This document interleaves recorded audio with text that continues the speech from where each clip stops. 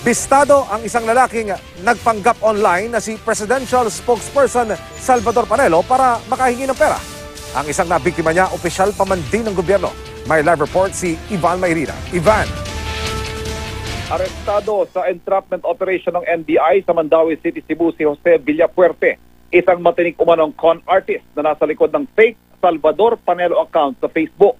Ang modus ng suspect, Emil, gumawa siya ng Facebook account sa pangalan ni Presidential Spokesman Secretary Salvador Panelo at lahat ng nais humingi ng pabor o pwesto sa gobyerno na nakikipag-communicate doon sa Facebook page ay hinihinga niya ng pera. Hindi matiyak ng NBI kung magkano ang kabuuan na nahut-hut ni Villafuerte dahil ayaw umanong lumantad ng mga nabiktima.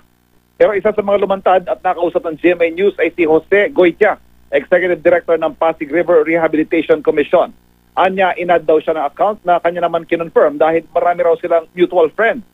Ilang buwan din daw sila nag-chat pero humantong sa punto na humingi na umano ang ka-chat na buong paniniwala niyang si Salvador Panelo ng pera para umano tulong sa mga nasalanta ng bagyo sa Bicol. Walang pag-aalinlangan siyang nagbigay ng pera. Sa kabuuan, 3 beses siyang nagpadala ng pera na abot sa 450,000 pesos. Napagtanto niyang niloloko na siya nang humingi na ng 5 million pesos kapalit ng isang pwesto sa gobyerno. Sinabihan daw siya ni Goitia na personal niyang ibibigay ang 5 million pero tumanggi ang suspect. Dito na nagpasyang ipa-entrap ni Goitia ang suspect. Sabi ng NBI, hindi bababa sa 3 outstanding warrant of arrest si Villafuerte sa iba't ibang korte para sa kasong qualified theft at estafa.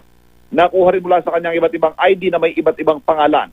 Aminado si Villafuerte sa kanyang ginawa at humingi siya ng tawad kay Panelo at sa lahat ng kanyang nagoyo. Emil. Maraming salamat, Ivan Mayrina.